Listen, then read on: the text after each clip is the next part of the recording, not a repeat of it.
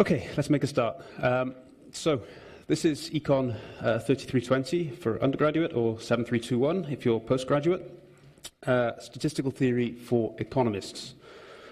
So my name is Chris. I'm a lecturer in the Department of Economics. My email address is christian.rose@uq.edu.au. Notice the somewhat unusual spelling of my name. If you send it to Christiane Rose, you won't get a reply.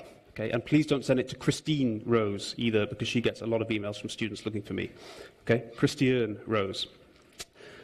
My consult is Monday, 3 p.m. to 5 p.m. If you can't make that, send me an email. It always takes a little bit of adjustment in a new semester because lots of different students have timetables which mean that sometimes they can't make consultation hours. So if you can't, just send me an email. I'll try and adjust it so that everyone can make it. Okay, before we start, I'd like to apologize for this room. This room is not my choice. This room is one which we moved to recently because of capacity issues. Depending on enrollment, we might move back to a normal room, but at the moment, this is the only one available. I'm fighting a running battle to try and get us a normal lecture room. Okay, so we might be moving if I can manage it. We'll see. Otherwise, we just have to make do with what we've got. Right, so about the course. Well, firstly, welcome. As many of you know, this is going to be a course in statistics, but focused on econometrics. So as many of you know, econometrics deals with measurement in economics. And as many of you probably also know, statistical methods underlie everything one does in econometrics. So you've probably studied an introductory econometrics/statistics course before, either at UQ or elsewhere.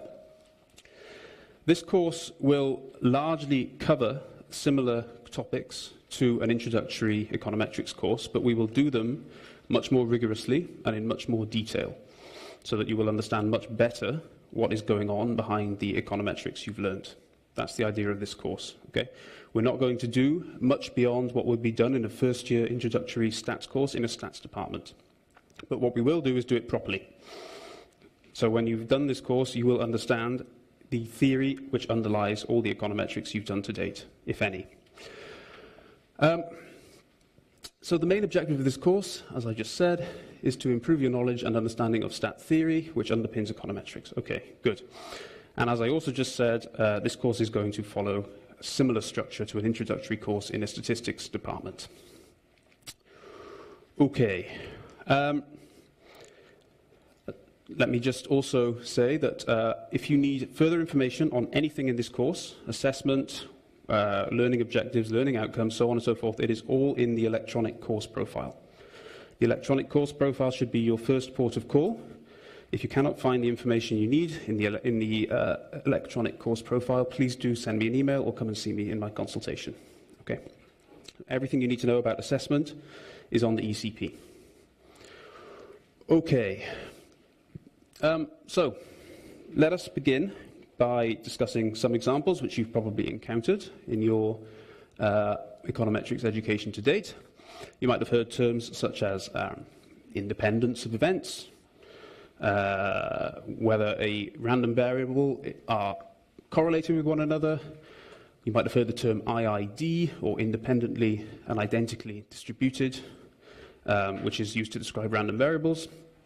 You might have come across something called a correlation coefficient, for example.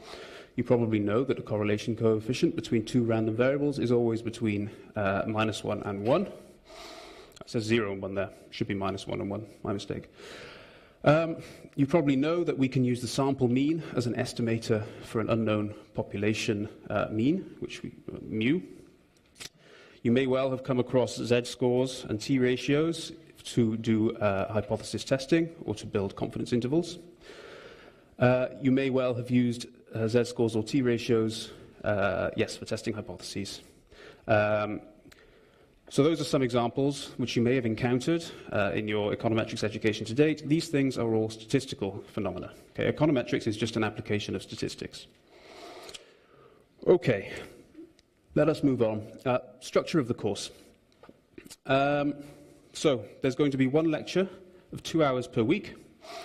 Lectures will be at this time, and for the time being at least, in this room. The exposition is going to be mathematical. If you don't like mathematics, this is possibly not the best choice of course for you. We will use mathematics extensively in this course. It won't be particularly high level or particularly technical, but every single thing we do throughout all of the lectures is going to involve a lot of maths. So please be aware of that. We're going to focus on derivations. So we're going to follow a structure which you might find in a statistics department, which will be proposition, proof, proposition, proof. So as far as is feasible on this course, every single thing that I state, I will then prove. Okay? And it's important that you can follow and understand the proofs. That's very, very important. You might find some things difficult. That is entirely normal. If you do find some of the content difficult, that doesn't mean that you can't do it. Okay? It just means you need to spend a bit more time working on it. You need to come see me. You need to make sure you go to tutorials, go through all of the material in as much detail as possible. Nobody gets things first time, unless they're a genius. I certainly am not. And while some of you may be, I doubt that all of you are. Okay? So you might find things hard. Lectures, they complement the textbook. So if you look on the electronic course profile, for every lecture, you will find accompanying reading from the course book. You should read it, preferably before the lecture, certainly at least before the tutorial. Okay, so that's lectures. Tutorials, they will run for 2 hours. They're going to start next week. You should all have signed on to a tutorial class. I had an email yesterday about someone who was having difficulty doing this. If you are having difficulty, please send me an email and I will sort it out. Okay. At this stage in the semester, there's still some uncertainty regarding numbers, so there's some uncertainty regarding how many tutorial classes will run. But please let me know if you have any issues signing up to a tutorial. Okay, so tutorials will start next week. The idea of the tutorials on this course is to clarify concepts, so things that we do in the lecture, you're going to go over again in the tutorial. There will be some proofs and derivations given for some of the things that we don't have time to cover during the lecture. The tutorials take the form, well, you'll have a set of questions. Those questions will become available on Blackboard. They should become available immediately as this lecture finishes, as long as I've done it properly. If I haven't, I'll make sure they come up. There'll be an exercise. You'll have a week between the lecture and the following tutorial. You should try to do the exercise before you go to the tutorial. In the tutorial, your tutor will go through the exercise with you, and then afterwards, solutions will be made available on Blackboard. Okay, very standard. You will be required to maybe do some proofs or some mathematics in the tutorials as well. Okay, any questions about course structure or content before we get going? All clear? Good. Or all completely confused? You can never tell, it's always one of the two. Okay, I'm going to go with all clear for now. Right, today we are going to do probability theory. Probability theory forms the building block of statistical analysis. It's where all statistics begins. Okay. We're going to actually do probability theory for a few weeks. Today is probability theory 101. All right, and my clicker, seems to have, okay, good. Right, so a very important distinction in statistics in general is that of the population and the sample. The general setting is as follows. We have a population of interest, and rather than observing all of that population, we can only observe a subset of that population. That is what we call the sample. Okay? If we could observe the population, there is no need for statistics as a discipline. Why? If we observe the population, then there is no uncertainty whatsoever, and statistics is essentially about quantifying uncertainty. Okay, so We study a sample from a population, and then we ask, what can we learn about that population given the sample we have in front of us? That is the fundamental question. So, some examples. We might want to make inferences about student population. For example, we might ask questions such as, are this year's students better than last year's? We will find out over the semester. We might make inference about the Australian population. We might be interested in knowing the mean height or the mean weight of adult males aged 20 to 25. Obviously, there are a lot of adult males aged 20 to 25 in Australia. We don't observe them all. We might hope to take a random sample. We might wish to make inference on the world population. How unequal, for example, is the distribution of income in the world? Is inequality increasing over time? Okay, again, we can't hope to observe the world population. What we can hope to do is draw a sample, hopefully a random one, and make inference based on that sample. So, as I've already alluded to, statistics is the study of various measures computed using data from a sample, and the sample is drawn from the population. A lot of people in the street will tell you that statistics is concerned with numbers, and whilst that's true, it's really about inferring population properties from a sample. Okay, when I say random sample, on this course we're going to use a very simple notion of a random sample. It simply requires that each sample observation is drawn independent of all draws up until that point, from the same population. Okay, we have a population. I take draw 1 from that population. That gives me a data point. Then I take draw 2. Draw 2, what happens in draw 2 does not depend on what happened in draw 1. Okay, they are independent. That's what we'll refer to as a random sample throughout this course. Okay. Let us ask a very basic question to begin with. What is probability? So, probability is a commonly used term to express the degree of belief with a given event. It's quite a subjective concept. You might ask yourselves, what is the probability that it will rain today? One person might say 50%, someone else might think 30%. It is to some extent, at least in layman's terms, when someone on the street refers to probability, they think it can be a subjective concept. It's measured, as you all know, on a scale of 0 to 1. Low probability events have a probability close to 0. High probability events have a probability close to 1. A probability of 1 means something is certain. A probability of 0 means something is impossible. Next question, how do we assign probabilities? So in classical statistics, probability has a very straightforward definition.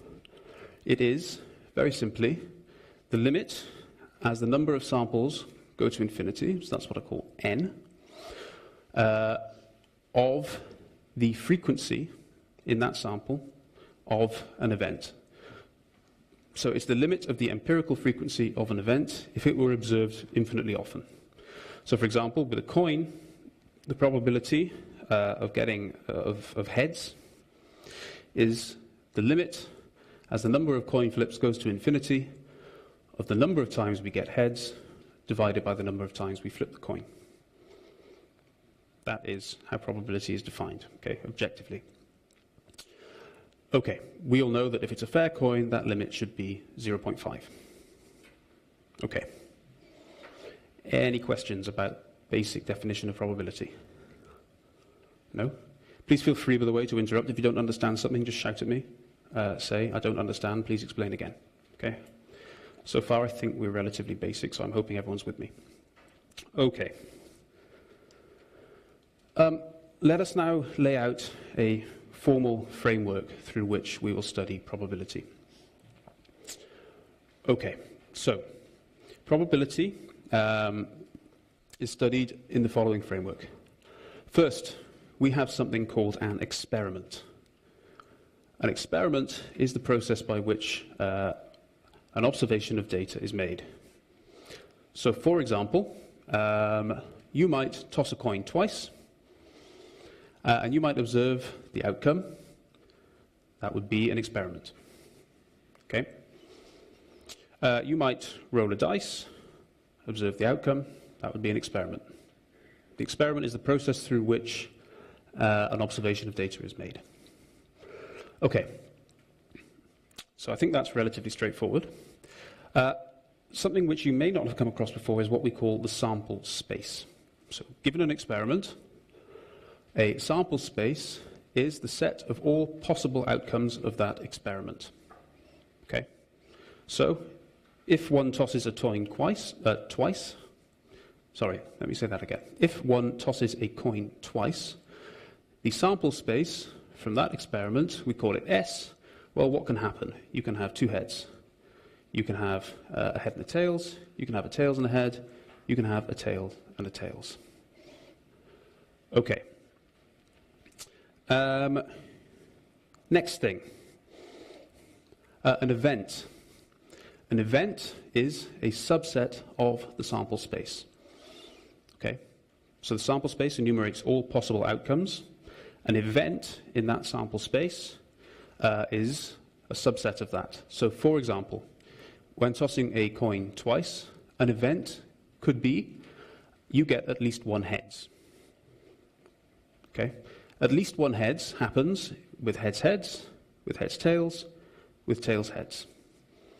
So, if I get, that means that my event of at least one head is HH, HT, sorry, my event of at least one head is HH, HT, TH. That is a subset of S. I'm going to explain, I'm going to do some set theory in a moment. So for anyone who hasn't seen set theory, we've got a good grasp. But let me just explain in layman's terms first. Or you could have an event that no head or tail appears. That would be empty, because a head or tail appears in every single element of the sample space. Okay. A simple event is an event from an experiment that cannot be decomposed into several events. In other words, it's just one element of the sample space. So a simple event, for example, could be two heads. Two heads is just one element of the sample. Okay? So the previous example, head appears at least once, is not a simple event because it's got more than one element. Okay? Simple event should have one element. Okay, so two heads is a simple event. At least one heads is not a simple event. Mutually exclusive or disjoint events. So I will explain what the terms mutually exclusive or disjoint events mean in terms of set theory in just a moment, but let me just say, for now, we say that two events, Si and Sj, are pairwise mutually exclusive, or sometimes you might see the word disjoint, events in S, if and only if the intersection of Si and Sj is the empty set. So, for example, the event that no tail appears and that at least one tail appears are mutually exclusive. Why? Because they cannot happen simultaneously. I cannot have no tails and at least one tail. Okay, it's impossible. Right. Let us do, so I'm aware that many of you will probably be familiar with elementary set theory, but I want to make sure that everyone's on the same page. So I'm just going to take a brief detour now and talk a little bit about some elementary terms in set theory. Okay. All right. So let me flick on to here. Let me go on my .cam. Okay. So we have a set. In general. Can everyone see that okay? Well, we'll see what happens when I write on it now. These things can be a bit temperamental for the first minute, but they usually focus after a while. So we have let me just write set theory to explain what we're doing. Right. Let us define a set. So a set, let's say A. I have a set of A, called A. A set is just a collection of elements. Okay? So, for example, A could be, A could be 0, 1 interval. That's a set. It's a set of values, everything between 0 and 1. Okay? A could be, that was in one dimension, A could be 0, 1 square. Okay? So in this first example, it would be an interval, there's your 0, there's your 1. In the second example, it is, there's your 0, there's your 1, there's your 1. It would be something like this. So in the first example, it's that line. Second example, that whole space. Okay? Everyone happy with that? Yes? Since it's close, shouldn't it be like a line for both in the edges, the top edge, if it's a closed one? Sure. We'll do, because it's a closed set, you're quite right. It depends on your, it depends how you like to draw it, but yeah, sure. Okay. Okay, good. So, I have a set. Now let me have a second set. Let's take two sets, A and B.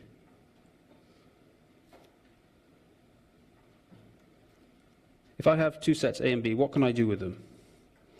Well, the first thing I can do is I can construct something called the union. That is, A union, so that's the symbol, B. Okay? A union B is as follows. It is elements X, which are such that X is in A and X is in B. That is what we call the union. Okay? Yes? Isn't that or and the intersection will be N? Ah, sorry. Yes, quite. You're quite right. My bad. Or. You're quite right. Right. It's good. I'm glad someone's on the ball, because I'm clearly not. All right. Excellent. You're right. Now, the intersection. A intersection B is X, such that X is in A. Now this time it's and. And X is in B. That's what we call the intersection. Okay? So the union is either A or B or both. The intersection is A and B. Intersection. Okay. Good. Next, something called the set difference. So I write that like this, A backslash B. That is X such that X is in A and X is not in B. Okay, so in other words, we start with A, we take out everything that's in B, we're left with the set difference between A and B. Notice that the set difference between A and B is not necessarily equal to the set difference between B and A. Okay, it matters which way you write A and B. Okay, an example, a very common example of the set difference is what one calls a complement. Okay, if I write a complement, what that means is in some large set, which will be known in the context, a complement, and we'll call that S, is S backslash A. Okay. For our purposes, S will be the sample space, usually. So when we want to say everything but except A, we just write A with a little c, we call that a complement. Okay, so this guy was the set difference. And this guy down here is an example of the set difference, which is the complement.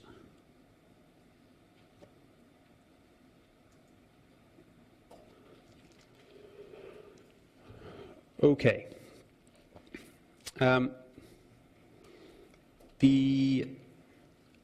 So those are examples of things that we can do given two sets. Now what about relating two sets to one another?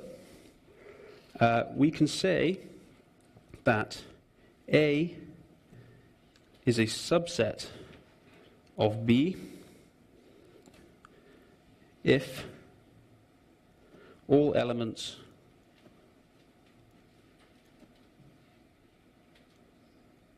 of A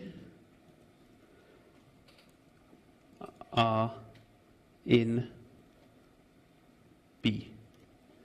Okay, and we use that notation there to mean subset.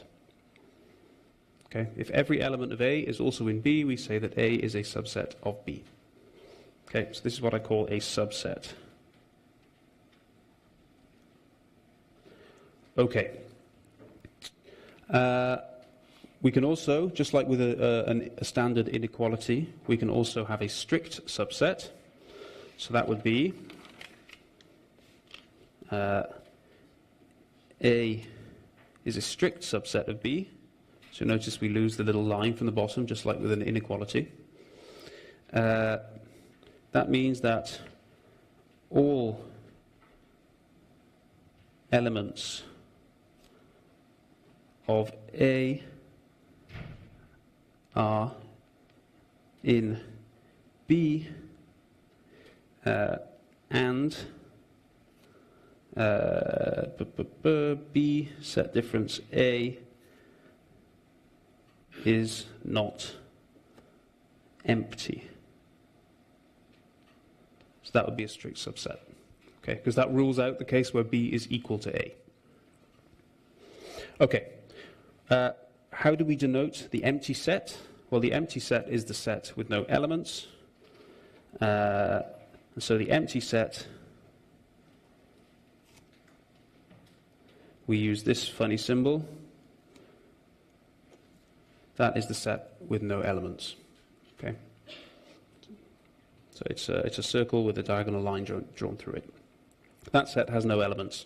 An important property is that the intersection with the empty set for any set A is also the empty set. Okay. If I want to find the intersection of a set with a set of nothing, I can't. It's also nothing. Okay. Okay. Any questions on basic set theory? No? Because we're going to use this for the rest of the lecture. Okay, so my suggestion to you is that if this is something you've never seen before, that you go and review elementary set theory prior to reviewing this lecture. Okay, because we're going to use it throughout the remainder of the lecture. Okay, so let me just recap again very quickly to make sure, to try and reinforce understanding. We have a set. A set is a collection of elements. Examples could be 0, 1 interval or 0, 1 square. If I have two sets A and B, I can do the following things. I can take their union, which is all elements, all x's, which are elements of A or elements of B. That's the union. I can take the intersection, that is, elements which are in A and in B. I can take set difference, which is elements which are in A and not in B. An example of the set difference is a complement. When we have some set S, which will be known in the context, we say that A complement is S taking away A. We can have a subset. A can be a subset of B. If all the elements of A are in B, then we call it a subset. Finally, we can have a strict subset, which we write like this. That is, all the elements of A are in B, and the set difference of B and A is not empty. We use this notation for the empty set. That is the set with no elements. And we should note that the intersection of a set with the empty set is always empty. Okay. Let us now go back to probability theory. If it will let me. Yes. Okay. Good.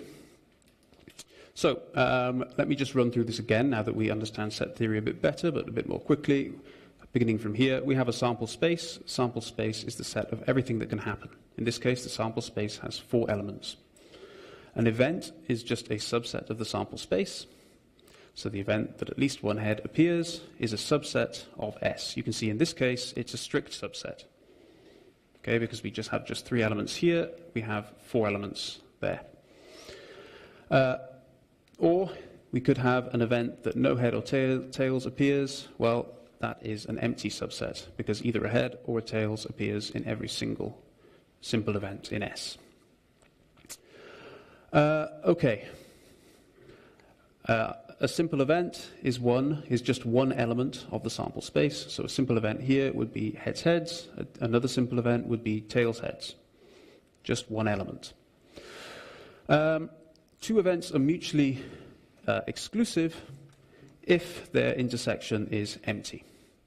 We say they're mutually exclusive or disjoint if they have an empty intersection. That means that they cannot both happen simultaneously. So, for example, an event that no tails appears, or that at least one tails appears, those would be mutually exclusive. All right. Good. So now, let us get on to the main meat of Lecture 1. Which is to define something called a probability measure. So, we have an experiment. That experiment has a sample space. What would we like to do? We would like to be able to assign a probability to all possible events. Okay? That is what one does in probability theory. So, we have a sample space S from an experiment. What does the probability measure do? Well, the probability measure is a real valued function that assigns values in the range 0, 1, inclusive, for every possible subset of the sample space. Now, that's not enough. It should satisfy some criteria as well. We call those criteria axioms. There are 3 of them. The first 2, I think, are quite intuitive. The third one, I think, less so. So let us go through them in order. Axiom number 1 is that the probability of any event, okay, so SI here is an event, it's a subset of the sample space. The probability of any event is non-negative. Okay, I think that's fairly uncontroversial. It's an axiom that we would certainly like our probability function to satisfy. So no matter what the probability function is, for it to be a probability measure, it should verify probability is non-negative. Second, the probability of the whole sample space is 1. What does that mean? It means, given the experiment and sample space are properly defined, something has to happen. Okay? The probability of the whole sample space is 1. Something must happen. Clear? Yep. Okay. The third one, which is probably less intuitive, is as follows. If we have an infinite union of SI, of events, which are subsets of the sample space, the probability of that union, by the way, we can always construct an infinite union because we can always add empty sets. We can always keep adding SI, which is empty. That's why we phrase it this way. So the probability of this infinite union is equal to the sum of the probabilities of all of the individual events if the intersection between any 2 of the events is empty. That means if all of those events, SI for I going 1 to infinity, is empty. Okay?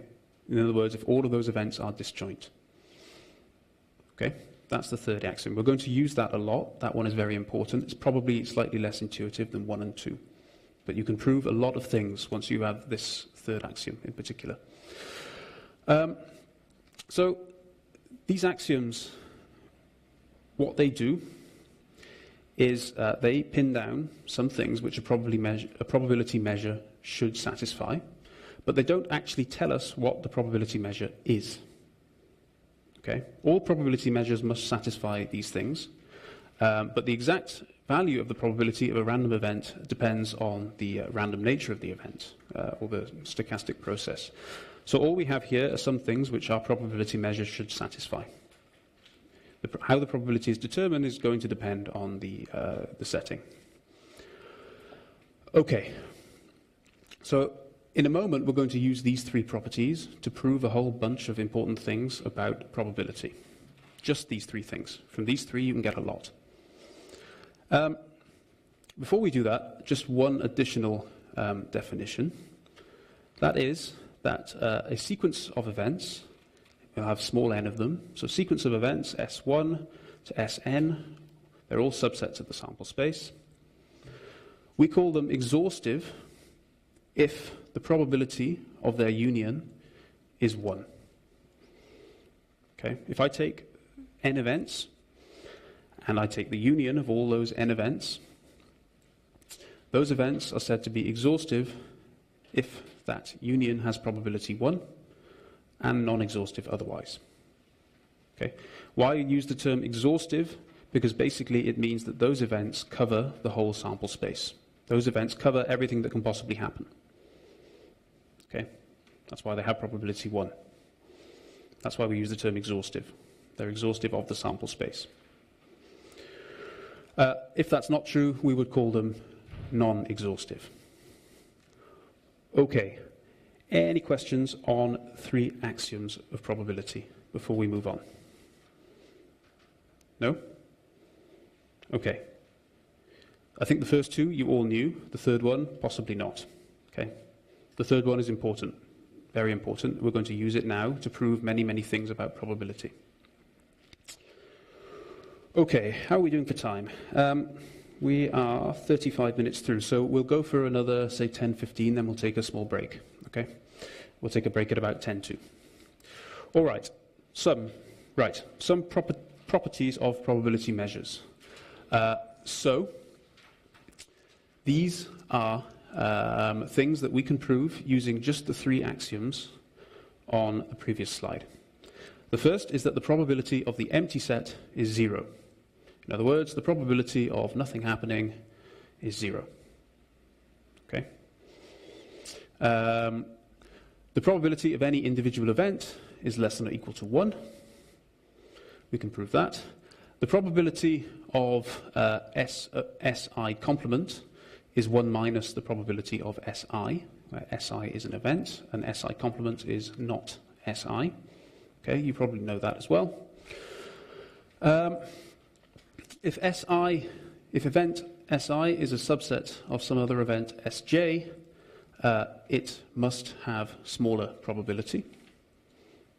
Again, you probably know that. The probability of the union of two events, Si and Sj, is defined as the sum of their probabilities minus the probability of their intersection. So it's probability of Si plus probability of Sj minus probability of both Si and Sj. You've probably seen that as well. Number 6, I'm going to go through and prove these in a moment, by the way. I'm just stating them for the moment. We will prove them all. Number 6, the probability of the union of Si and Sj is less than or equal to the sum of their probabilities. You can see that immediately from 5 and the fact that all the probabilities have to be non-negative. Yeah. Here we have an equality. We get rid of the minus. We end up with an inequality. Number 7 is a very straightforward generalization of number 6 to more than 2 events.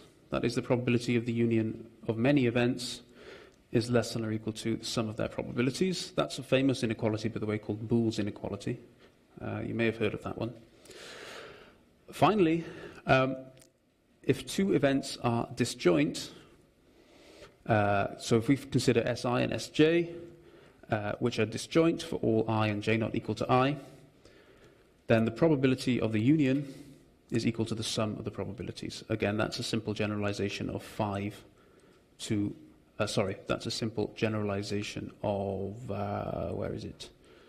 Oh no, it's a non-generalization of anything. Okay, we'll prove that one as well. Okay, good. So now what we're going to do, this is going to take up probably the next while, is prove all 8 of these things using just the 3 axioms from the previous slide.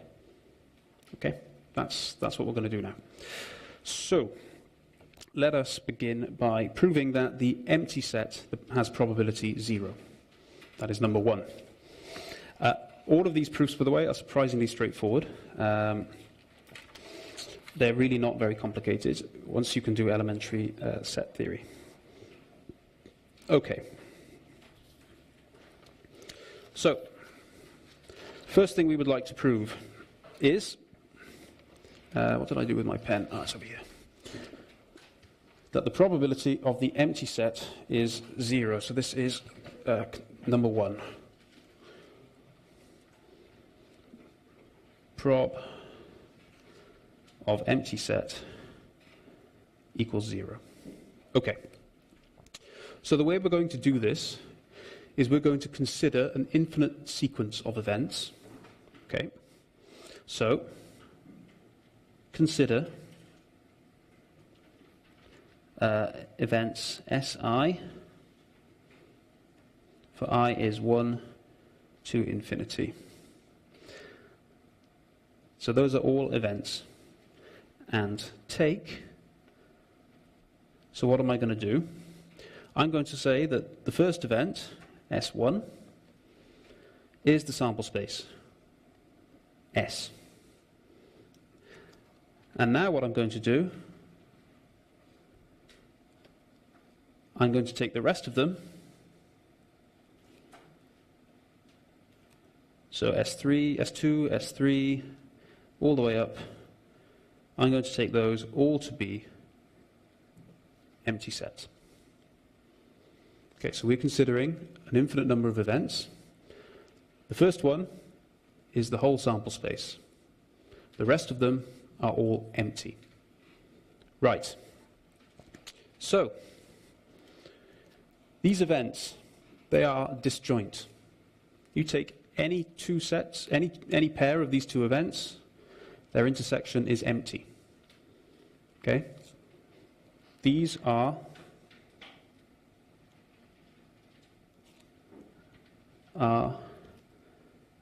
pairwise disjoint, meaning if I take any pair of these events,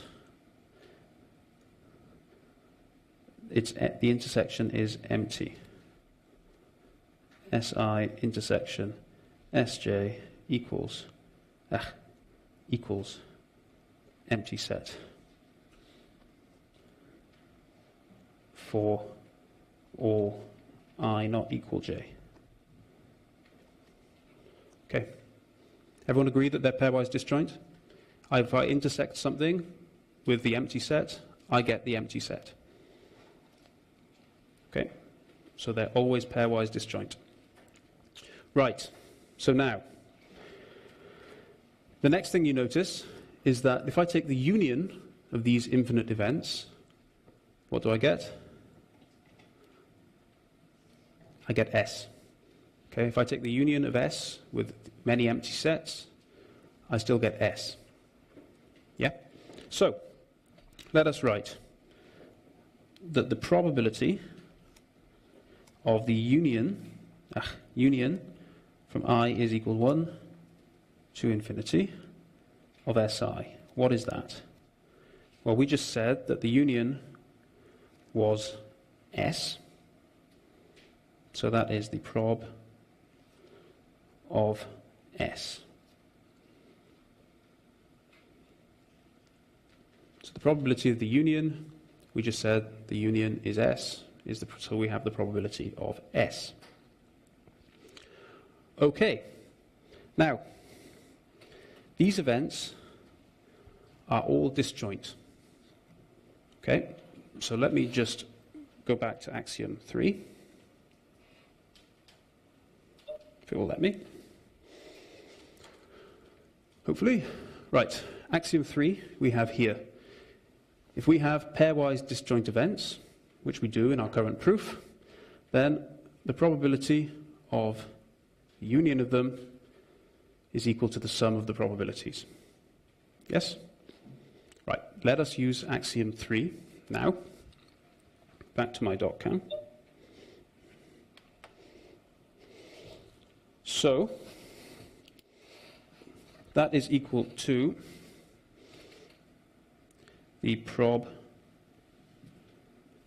So we've got a union here, that is equal to, should write sum first. Sum I is 1 to infinity, prob Si. That is using axiom 3 by axiom 3. Okay. Okay. So, you've probably also noticed that what I have written here is prob of S. One of our axioms is that the prob of S is equal to 1. Okay? Let's just check which one it is. It is either 1 or 2, I don't remember. It is axiom 2. Says that the prob of S is equal to 1. So what have we got? We have that 1 equals this infinite sum.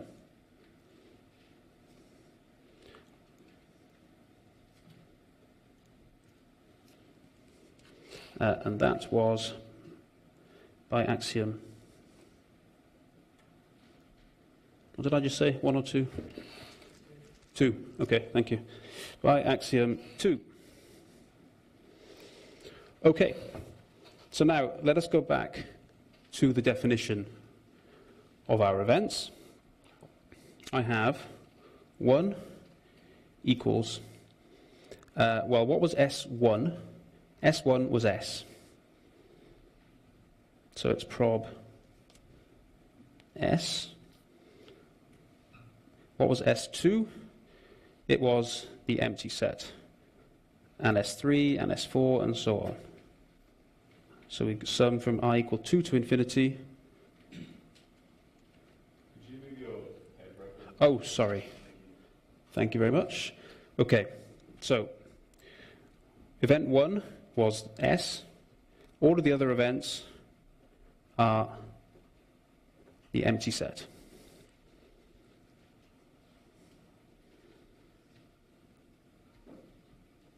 Yep, that's how we started. We defined event 1 to be S. We defined every other event to be empty. Okay, well, again, we have a prob S here. We know that prob S is 1. So those two are going to cancel out. What's left is going to be 0 equals the sum I is 1, I is 2 to infinity, probability of the empty set, because that 1 and that's a 1 as well cancel out. Okay, almost there. Now we just need to use axiom 1, which says that all of these probabilities cannot be negative. Okay? So, by axiom 1, we have, it must be the case, if the sum of all of these positive things is 0, it must be that they're all 0. Because they're all positive. You can't have positives and negatives cancelling out, because they're all positive. So the probability of the empty set is 0. And now we get to do the best bit, which is to draw the little square, because we proved it. Okay? Okay. I hope that's relatively clear. So what we did, we defined an infinite sequence of events. First one was the whole sample space. Rest were all empty. And then we just use our 3 axioms intelligently, and we've got the result we were after, okay, which is that the probability of the empty set should be 0. All right. What is the second thing that we would like to prove? How are we doing for time? Okay. How long is the proof? Okay, the proof is very short. I won't even write it down. Let us go back to the second thing. Probability of each SI is less than or equal to 1. Well, so this is number 2. That follows immediately from number 1 and 2. If all of the probabilities are non-negative and the probability of the sample space is 1, then it follows immediately that the probability of any given event is less than 1. Okay, I mean, you don't even need to write anything. It follows straight away from the axioms.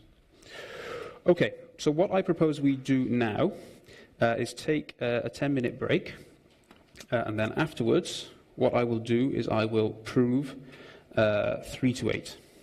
Okay, so we'll start again. What time is it now? We'll start again at 1 o'clock. Okay, so if you need to go to the bathroom, you want to come up and ask me any questions, we'll take 10 minutes for that.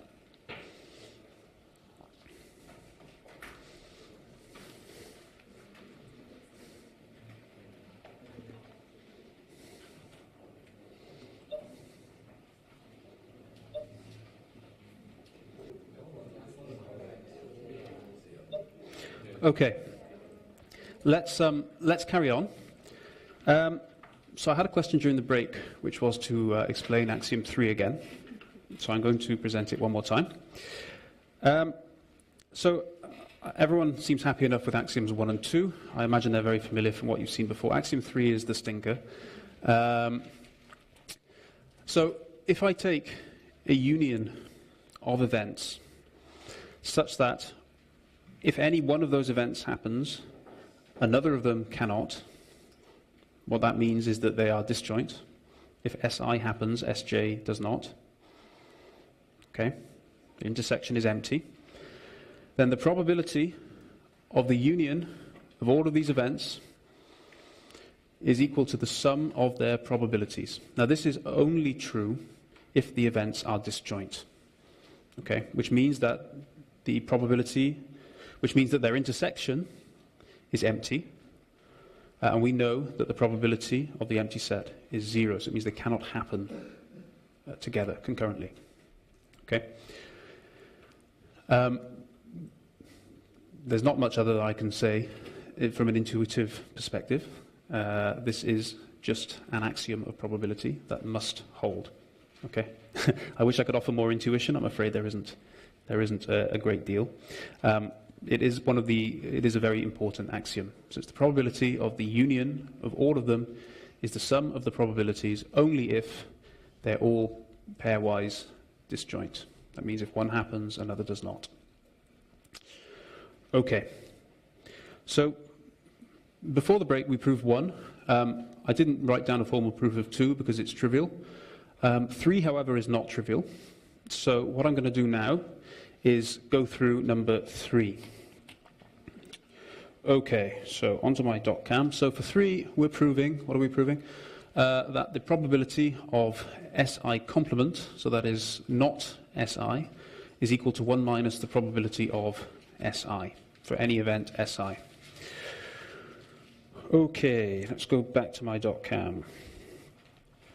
All right, so this time, what we want to prove, keep going. What we want to prove is as follows. I've left my pen over there again.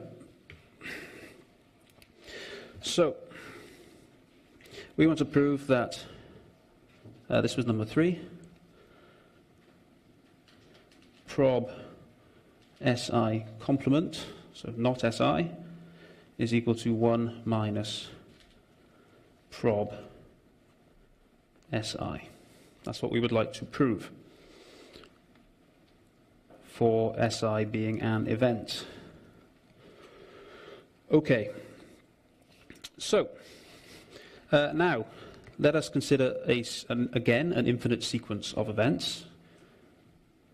Consider, this time I'll call them T. They don't always have to be S. It's amazing if you use S throughout and then in one exercise it's a T instead. Everyone loses it for some reason. So I'm going to use T here so that if you see that in an exercise you don't lose it. So we consider an infinite sequence of events, T, J equal 1 to infinity. Okay, and now what we're going to do is we're going to take T1, I'm going to call that SI. I'm going to take T2 to be SI complement. And I'm going to take T3, T4, so on, equal to the empty set. Okay, so again, we're considering an infinite sequence of events. First one is SI. Second one is SI complement, not SI. And everything else, empty set. Okay. Now, what you notice, just like last time, these events are all pairwise disjoint. Okay, that is that the intersection of any two of them is empty. Why? Well, suppose we take the intersection with one of the empty sets. That's empty. So anything intersected with event 3 onwards is empty. So look at the intersection of S1 and of T1 and T2. Well, T1 is SI, T2 is not SI. So the intersection of T1 and T2 is also empty. The intersection of SI with not SI is empty. Okay. Is that clear? I have one set T1, which is SI. I have one set T2, which is everything that's not in SI. If I intersect SI with everything that isn't SI, I get empty. Clear? Yes? So these are pairwise disjoint.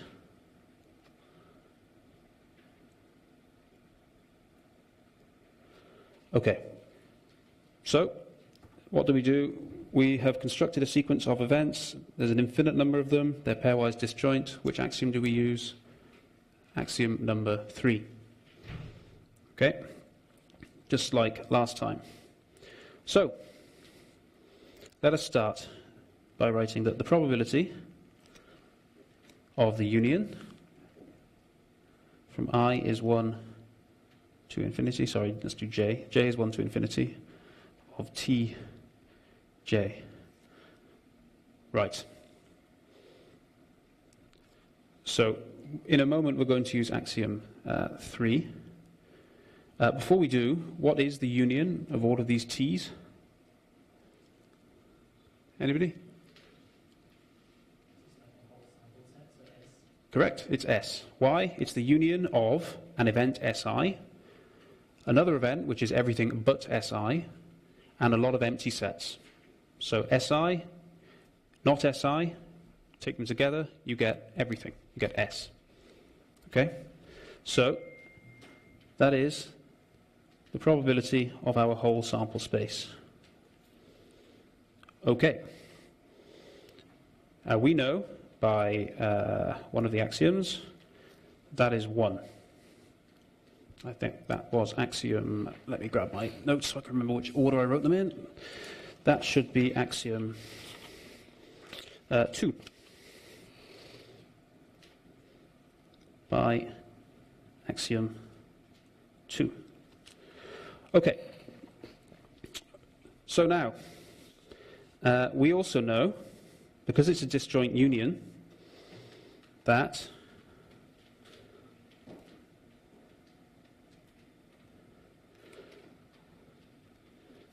that is a disjoint union of infinitely many events.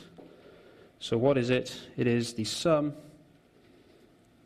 by axiom 3, J equal 1 to infinity of the probability of Tj by axiom 3, because they're all disjoint.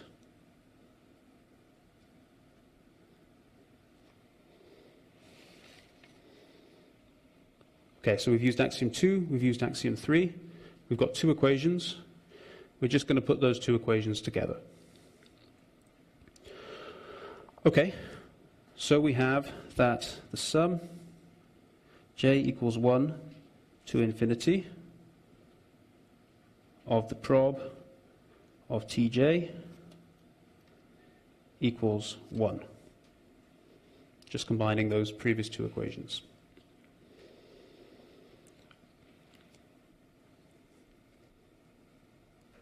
All right. So now let us just write out what this sum actually is. Well, it's the prob of what was T1? It was SI plus prob, what was T2? SI complement. Sorry, you can't see. T1 was SI. T2 was SI complement.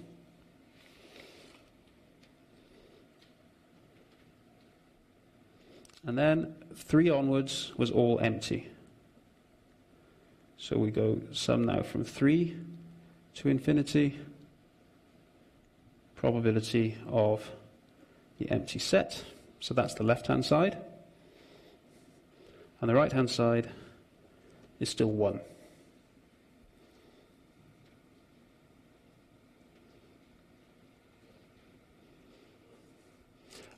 Just, I will make all of these proofs available on Blackboard afterwards. So don't worry about scribbling everything I write. Yeah, just try to follow. I'll photocopy all of this and it'll all go on Blackboard. Okay? Okay. Last step, we know we can get rid of this term. Why? Because we already proved that the probability of the empty set was 0. That was the first thing we proved today. Yep. So we have probability of SI plus probability of SI complement equals 1. And that is what we set out to prove. Because this third term here, it's a sum of zeros. 0 plus 0 plus 0 plus 0. So it goes.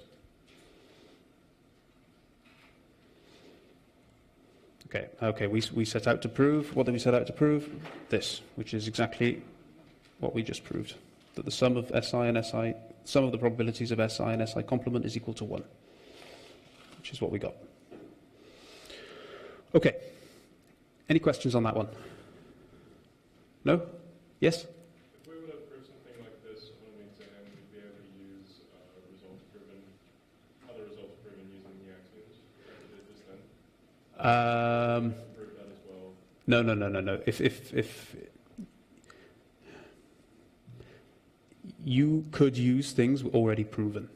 Yeah, there's no need to write out something you've already written out once. That's fine. That's fine. If something is well known, or if it's any of those properties 1 to 8, as far as I'm concerned, you can use them freely. I wouldn't expect you to prove them, unless the question says, prove. The question would say something like, here are 3 axioms. Use these 3 axioms to prove this. For instance, if we were asked to prove the one we just did, we have to prove at the same time probability of the empty set was 0? No, because that's well known. Any of those, you can do each one in isolation. The exam will make it very clear, I will say, what you can and can't use. But in general, you can use any of those 8 when proving anything else. Thank you. That's fine. Okay, any other questions? No? All right. Good. Let us now, so that was number 3. Let's go back to our list. Let me get my pointer, which I appear to have mislaid. What have I done with it? Right. So that was 3. What we're going to do now is number 4. We won't prove, some of them are very trivial and follow from the rest, so we won't prove all of them in detail, but I will do number 4 in detail as well. Okay, so number 4. We want to prove that if one event is a subset of another event, then it must have lower probability, which makes sense. So, let us do that on the DocCamp. So what I want to prove now is number 4, which is as follows. If Si is a subset of Sj, then prob Si less than or equal to prob Sj. Okay, so how are we going to do this? The trick here is going to be to write Sj as Si and something else. Okay, so let Sj be equal to Si union Sk. So Sj is the larger set. So I'm writing, and what I'm saying is that the larger set is the smaller set combined with something else. Okay? And indeed, Sk is quite clearly Sj set difference Si. So what am I saying? I'm saying that Sj is the part of Sj that's in Si, and the part of Sj that's not in Si. Okay? Everyone happy with that? Yep, the bigger set is the smaller set plus something else. Okay, so let us now write down what is the probability of Sj. Probability of Sj is, well, we just decomposed Sj like that. So it is the probability of Si union Sk.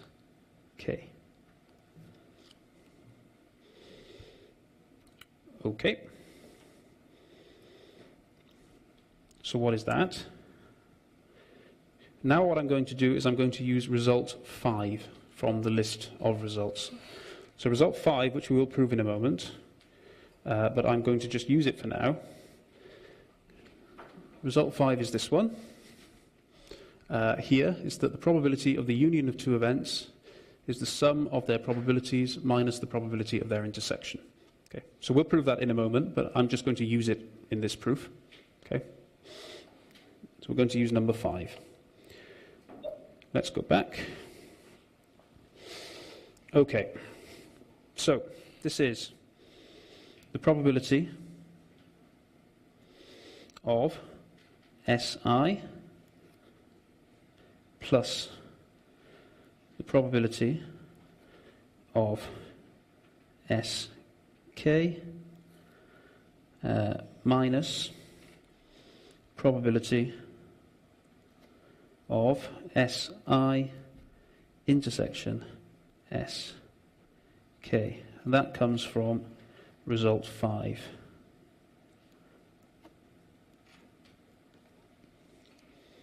Okay, which we will prove in just a moment. Okay. So, question. What is the probability of the intersection of Si and Sk? Sorry, let me phrase that again. What is the intersection of Si and Sk? Precisely, it's an empty set. Why? Because we're intersecting Si with Sk, and Sk is Sj taking out Si. So I start with Sj, I take out Si, there's no Si left, so the intersection with Si is empty.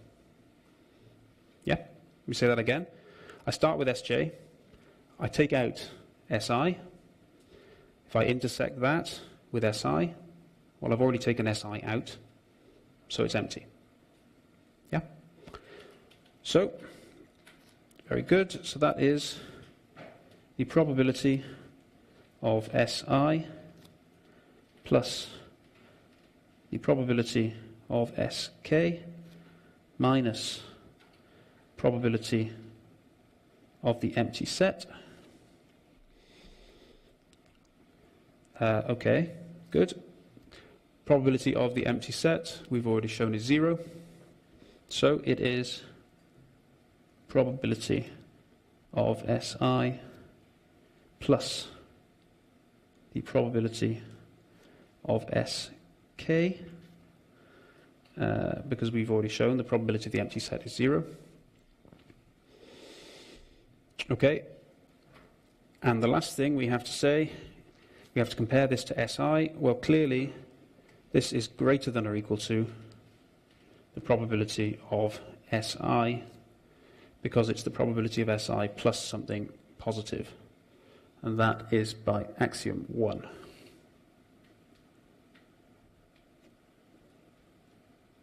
By axiom 1. Yeah. This plus something positive is greater than or equal to the first term. Okay, and that's it. So we've got probability of Sj greater than probability of Si. We get to draw our little square again.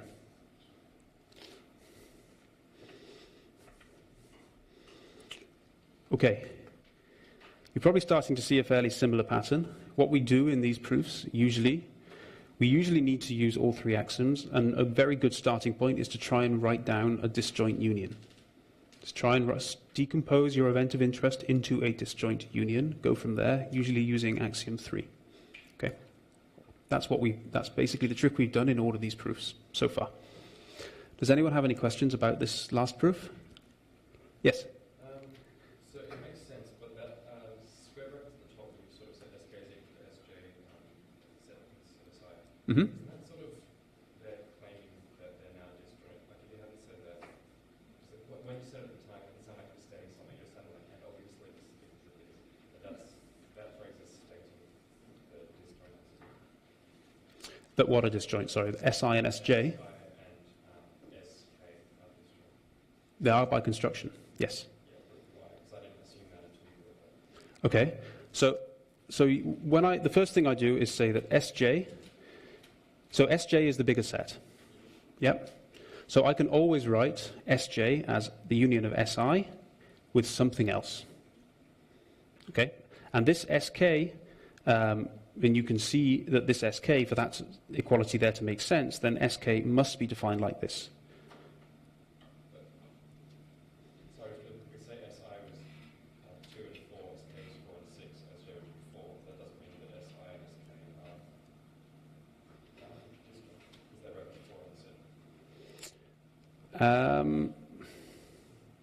So I'm not saying anywhere that Si and Sj are disjoint.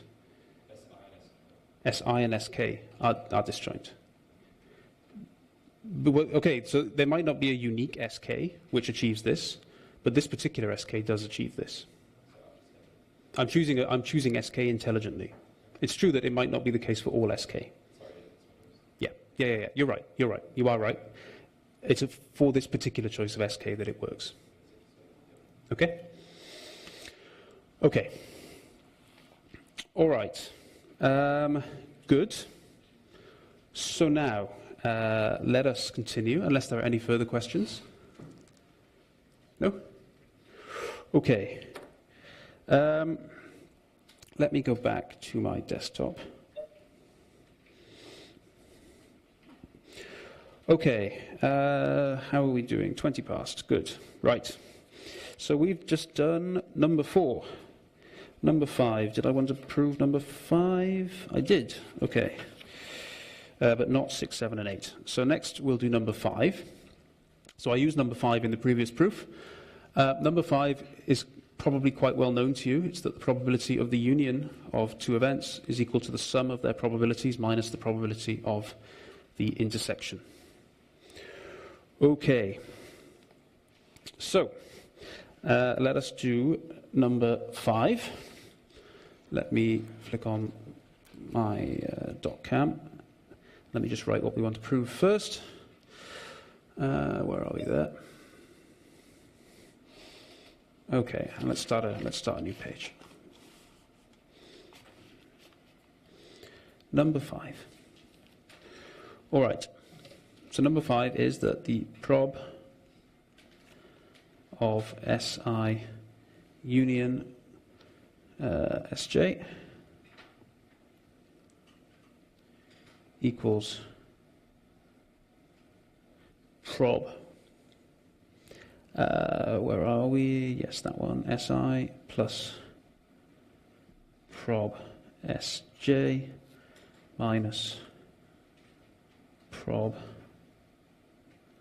Si intersection Sj. Okay, so what we're going to do again is we're going to construct some disjoint unions and then use axiom 3. That's kind of what we do every single time. So let us start by saying the following, that Si is equal to Si intersection Sj complement union Si intersection Sj. So what is this saying? It's saying that Si is the part of Si that's not in Sj and the part of Si that is in Sj. So we're splitting Si up into the bit that's in Sj and the bit that's not in Sj.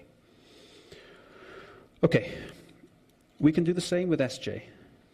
Sj is equal to Sj intersection Si complement union Sj intersection Si.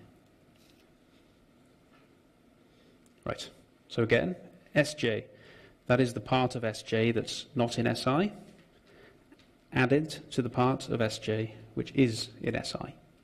So all we're doing is decomposing into two parts, the part which is in the other event and the part which is not in the other event.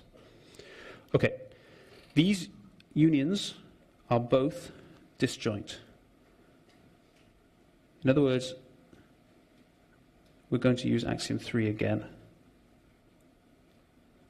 So this first one is a union of two disjoint things. If I take the intersection of this first bracket, the intersection of that second bracket, I'm going to get the empty set. Same here. You can try that at home to check, but it's true. Easiest way is usually with a Venn diagram. Okay, so we've constructed two disjoint unions.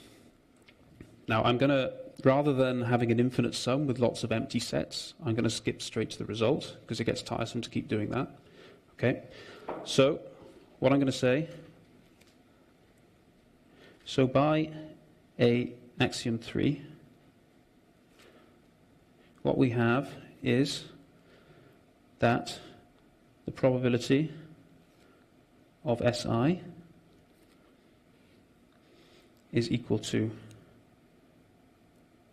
the probability of Si intersection Sj complement.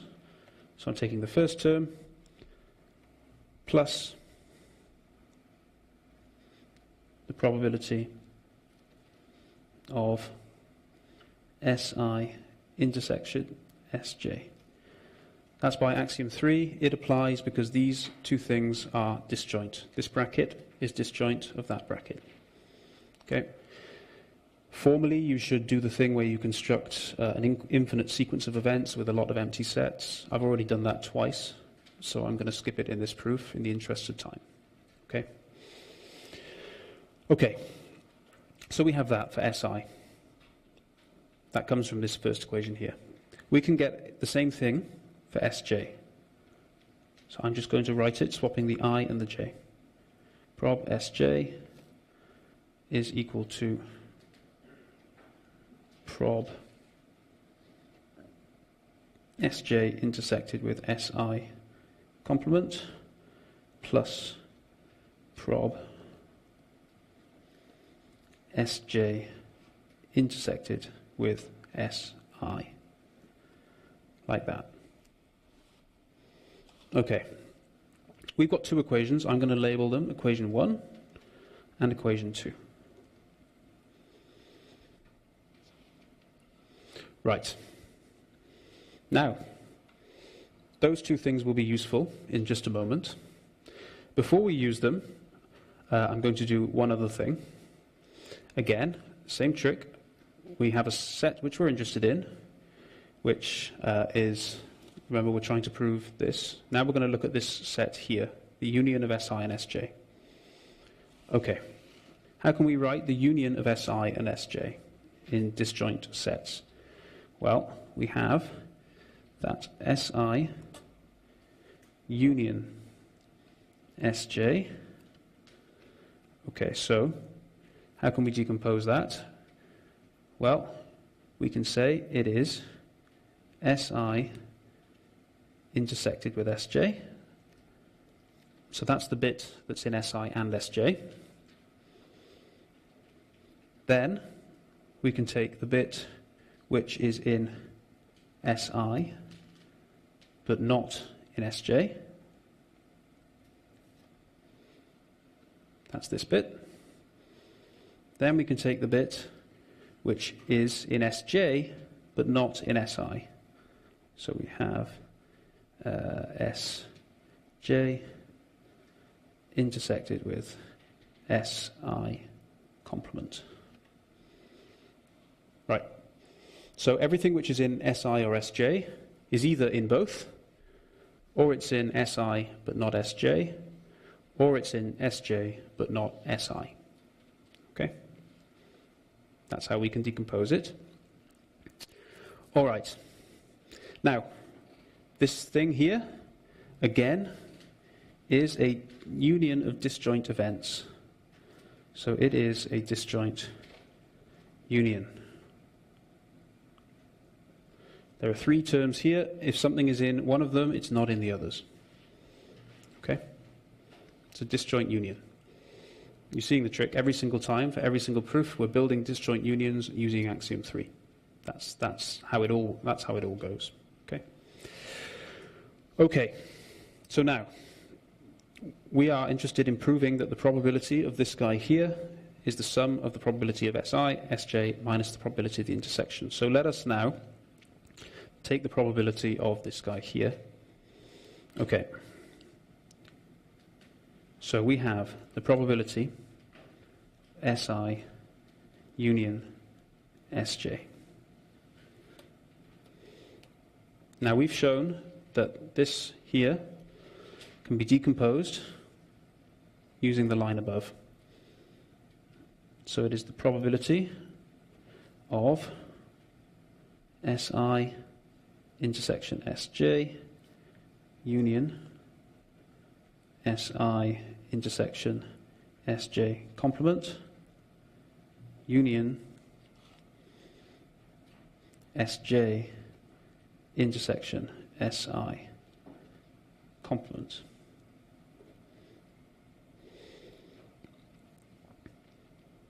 This is a disjoint union, so what is it? It's the sum of these three, the probability of each one.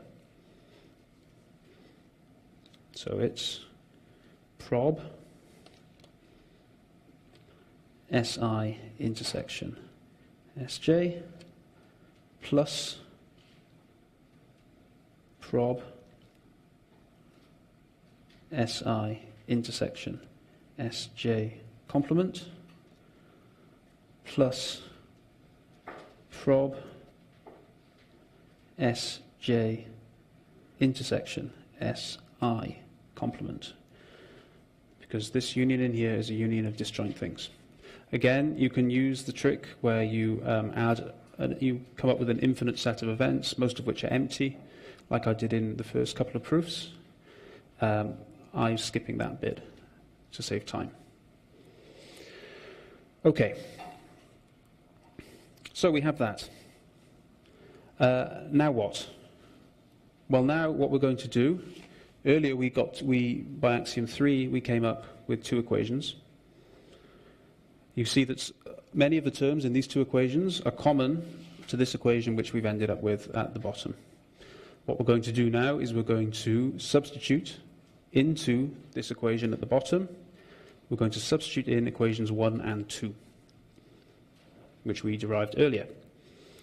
Okay, so let's sub in equation 1.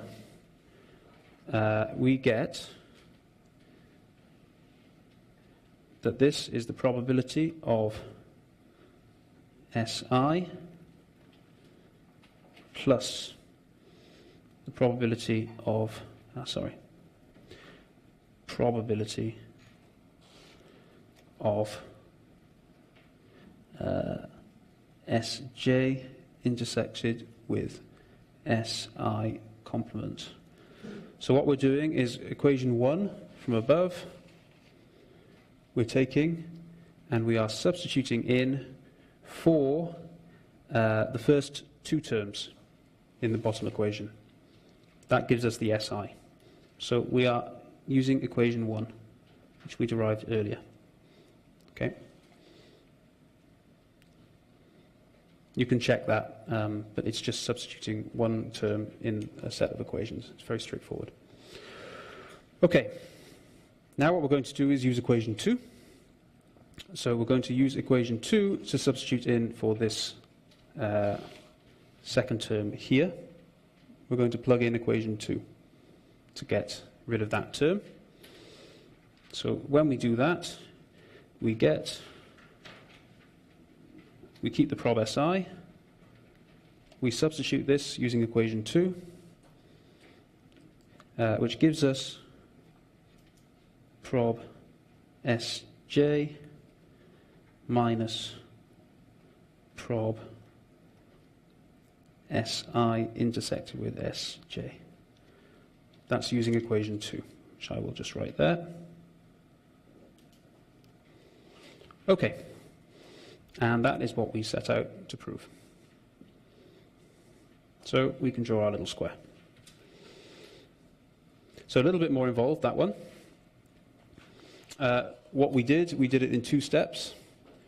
We first decomposed Si into a disjoint union, decomposed Sj into a disjoint union. Then we used axiom 3 to write probability of Si like this, and probability of Sj like that. Then the next thing we did was we decomposed the union of Si and Sj into a disjoint union. Again, we used axiom 3 here. This line here uses axiom 3 because it's a disjoint union. I'll just write A3 next to that. Or maybe just draw an arrow with axiom 3 because I forgot to write it during the proof. Axiom 3 is what we used there.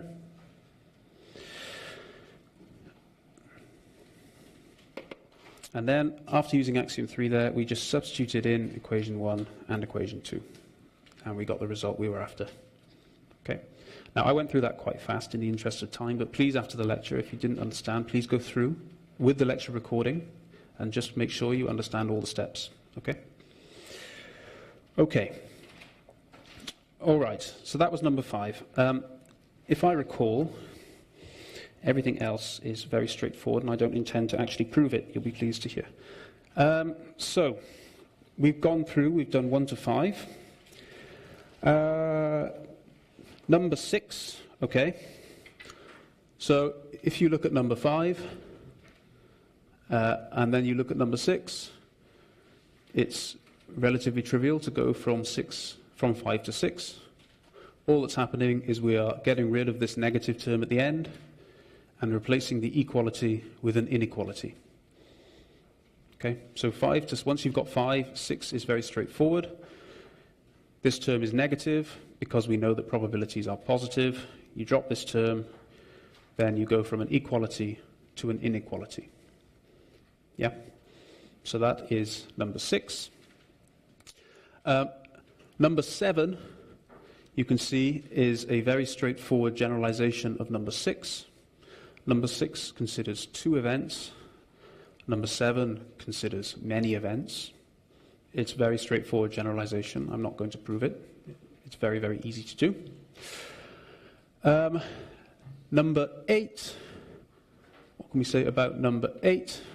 Number 8 is, what did I want to say about number 8? I'll make sure I don't forget. Number 8 is a very straightforward generalization of 5. You generalize 5, and then you use the fact that this last term is going to disappear for all pairs because you're considering Si and Sj disjoint. Okay, so take 5, generalize it to more than one event, sorry, to more than two events, you're going to get probability of the union of a bunch of stuff is equal to this, the sum of the probabilities minus all the intersections. And then here in 8, we're supposing that they're all disjoint, so that last term is going to vanish, and you're going to get an equality here. You can have a bash at that one if you want. It's very straightforward. Comes almost immediately from 5. Okay? Okay. Any questions at this stage? Yes? Really good clarification. So if the sets, the unions are not disjoint, then the probability of the union of the non-disjoint sets will be less than. Is that what 7 is? Yes, precisely. Right. Yep, that's exactly what 7 is saying. It will hold with equality only when they are disjoint. Otherwise, it will hold with inequality in general. Yep. Okay. Just in case you didn't hear the question, he asked number 7. Sorry, what did you ask precisely? If the unions are not disjoint, then the probability of the non-disjoint unions will be less. Exactly. Yes, okay. So that is correct. Did everyone hear the question this time? Yes? No? Yes? Okay, good. Indeed, this holds with inequality when they are not disjoint. If they are disjoint, it will hold with equality. Yeah? Okay. Right. How are we doing? We've got 10 minutes left. Okay, good, because there's not too much left to go. So we've managed to prove 8 mostly well-known things from 3 axioms. Another well-known thing is something called the law of total probability. So, in general, if we're considering the probability of one event, we would often call that a marginal probability. You might be familiar with the term marginal distribution for the distribution of a single random variable. Same in probability. We usually refer to the probability of a single event as its marginal probability. Now, in the same way, the probability of several events happening jointly, we would unsurprisingly call a joint probability. Okay, marginal for one event, joint for more than one event. So, for example, the language we would use is that the probability of SI intersection Sj is the joint probability of events Si and Sj.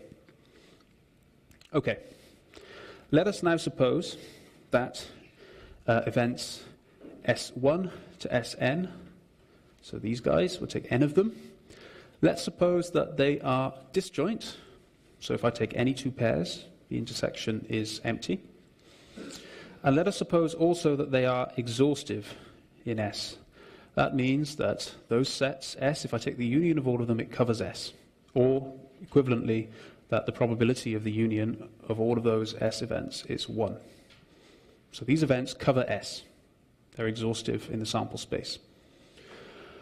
Then, what do we get? We get the following. We get that the probability of A, where A is some event of interest, is equal to the sum of the probabilities of A intersected with each of these events, S. That's called the law of total probability. Okay? That only works because the S's are disjoint and exhaustive. It is not true in general. But that is called the law of total probability. So what can we say? Well, the probability of any event can be represented as a sum of probabilities of this event jointly occurring with all other disjoint events that exhaustively partition S. So I can write the probability of an event of interest. I can split that up into the probability of a bunch of that event intersected with other things, as long as all those other things are mutually exclusive and cover the sample space. Okay? That's what that is saying. I'll prove that in just a moment. Before I do, let me just say that the most common application of the law of total probability is at the bottom. So here, we're considering just 2 events. We're considering S1 equal to some event B, and we're considering S2 equal to some event B complement. Now clearly, B and B complement, if I take the union of them, they cover the sample space, obviously, because I'm taking B and everything not in B. Take both, I get everything. And clearly they're disjoint, because the intersection of B with not B is empty. Yeah, so that's the most common application, is to say that the probability of A is equal to the sum of probability A intersected with B and probability A intersected with B complement. Saying that the chances of A happening are the chances of A happening at the same time as B plus the chances of A happening not at the same time as B. Yeah. Okay, so now what I'm going to do is I'm going to prove the law of total probability. Just quickly, there's not such an arduous proof as some of the others. So let us do that. I need to go to my doccam, and that will probably be the last thing we do, because I have to let you go at 10:02. All right. So let us prove the law of total probability. Law of total probability. Okay, so what we're going to do, we're going to start with the fact that our SIs are exhaustive. Okay, so since the sequence of events SI, I is 1 to n, are exhaustive, in other words, they cover the sample space. If I take the union of all of them, that gives me S. What can I say? Well, I can say that A is equal to the part of A which is in, sorry, let me be notationally consistent and use the same brackets, is the part of A which is in S1 and the part of A which is in S2 and so on up to the part of A that is in Sn. Why can I do that? Because these n events cover S and A is a subset of S. Okay? So I can always write A as the union of its parts in each of these events. If these events did not cover S, then there might be some part of A which was not contained in them. So I couldn't do it. So here, we can only do this because these events are exhaustive. Okay? Is that clear? Yes? Good. All right. So, now, what else do we notice about this? We can write this equality because they're exhaustive. What else? We are assuming that S1 up to Sn are disjoint. Right? So what does that mean about all of these events in this union? It means they're also disjoint. Yes? If S1 and S2 are disjoint, then the part of S1 in which A is and the part of S2 in which A is must also be disjoint. Okay? It's an intersection. So this is a disjoint union again.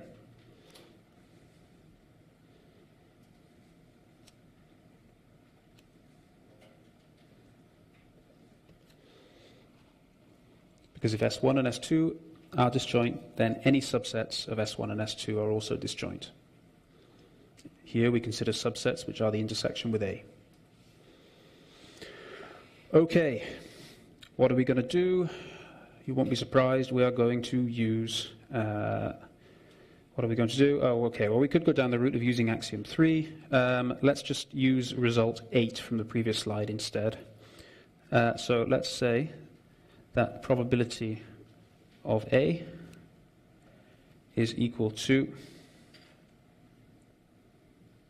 the probability of A intersected with S1 union A intersected with S2, so on, A intersected with Sn. And by result 8, that is the sum I equal 1 through n of the probability A intersected with Si by result 8. Okay, result 8, let me just skip back. Result 8 is this one here. If all of your events are pairwise disjoint, then the probability of their union is the sum of their probabilities. Okay, so we're just using result 8 directly in this proof. Back to my dockamp.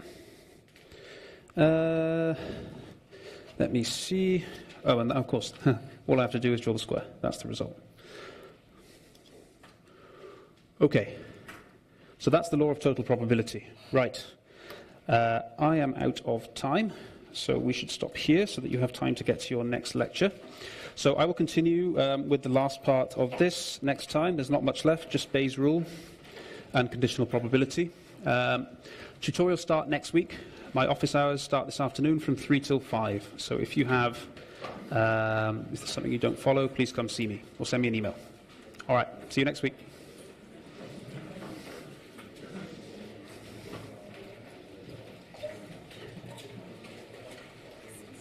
Hi. I wanted to register and sign on to the tutorial, but it was full and I wasn't picking up. And Okay.